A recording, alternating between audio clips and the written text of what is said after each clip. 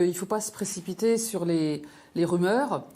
Il est vrai que le secteur de l'automobile, aujourd'hui, est très frappé par la crise et avait déjà des difficultés avant, parce qu'il doit il a engagé un virage vers l'électrique, vers le véhicule autonome. Donc c'est un secteur qui est en plein bouleversement. D'ailleurs, d'ici une quinzaine de jours, le gouvernement, avec notamment Bruno Le Maire, annoncera un plan de soutien à l'automobile. C'est vrai que le secteur de l'automobile, aujourd'hui, est très frappé par la crise et avait déjà des difficultés avant, parce qu'il doit il a engagé un virage vers l'électrique, vers le véhicule autonome. Donc c'est un secteur qui est en plein bouleversement. D'ailleurs, d'ici une quinzaine de jours, le gouvernement, avec notamment Bruno Le Maire, annoncera un plan de soutien à l'automobile.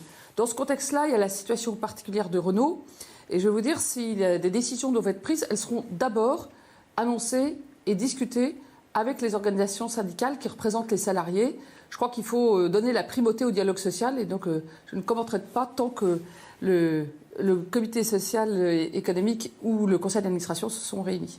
Je crois que le plan garanti par l'État, il a été mis en place, comme le chômage partiel, dès le début, par le gouvernement, dès le début de la crise épidémique, parce que sinon on aurait eu des faillites d'entreprises, on aurait eu des catastrophes en matière d'emploi immédiatement. Après, il y a les sujets structurels. Encore une fois, l'automobile est un secteur qui se transforme, qui doit se transformer. Renault a des difficultés, on le sait. Et donc, c'est normal aussi qu'il y ait un plan de soutien à cette structure. Alors, en termes de demande, les entreprises aujourd'hui ont un stock de demande, si j'ose dire, qui concerne 11,4 millions de Français. Donc, c'est un peu moins qu'avant. La décrue a commencé.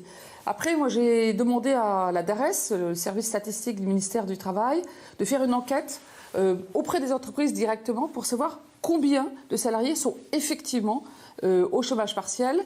Et l'enquête à fin avril, dont les résultats seront publiés ce matin, montre qu'en avril, il y en avait 8,6 millions.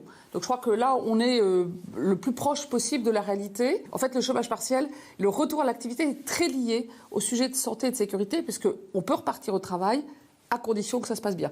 Et aujourd'hui, l'estimation, c'est qu'il y a environ toujours un salarié sur 5 qui est en chômage partiel, 4 ou 5. Ça n'a pas changé. Et il y en a 1 sur 3 qui a repris physiquement le travail les dernières semaines. Parce que le chômage partiel, c'est quoi? C'est l'État qui paye les salaires du secteur privé.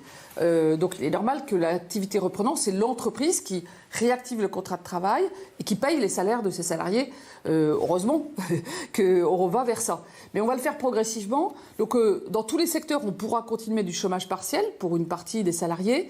Par contre, le niveau de remboursement de l'entreprise ne sera plus à 100% comme aujourd'hui. Ça fait plus de 2 mois que les salaires sont entièrement payés par l'État, jusqu'à 4,5 fois du SMIC, par le ministère du Travail. Donc il y aura un début de reste à charge pour les entreprises, sauf bien sûr les secteurs qui aujourd'hui ne peuvent pas redémarrer, hôtellerie, restauration, tourisme, les secteurs qui sont là directement impactés ou ceux qui dépendent d'eux complètement. Il y a 2 clusters aujourd'hui reconnus, dont un où, après enquête de l'ARS et de l'inspection du travail, le préfet a décidé la fermeture par sécurité, et l'autre qui est en cours d'enquête. Donc à chaque fois qu'il y a un cluster qui se révèle quelque part, eh bien, il y a enquête immédiate et action immédiate. On teste et on agit. Agir, ça peut vouloir dire isoler évidemment les salariés concernés ou ceux qui doivent être en quatorzaine. Et dans des cas extrêmes, quand les cas sont nombreux, ça peut être aussi de fermer un site. On mettra toujours la santé en priorité. J'ai commencé les discussions avec les partenaires sociaux là-dessus pour avoir leur avis, et puis les discussions avec beaucoup d'acteurs de terrain. On a hier, par exemple, une réunion téléphonique sur l'apprentissage qui va être un des gros sujets, je pense, parce que c'est l'espoir pour la jeunesse d'avoir des métiers passionnants, un avenir. Donc ça va faire partie du sujet emploi. Donc il y a toute une série de mesures dans le cadre du plan de relance qui concerneront l'emploi, sur lequel nous travaillons au sein du gouvernement et avec les partenaires sociaux. C'est encore un peu tôt pour les annoncer parce qu'on y travaille, mais ça viendra assez vite.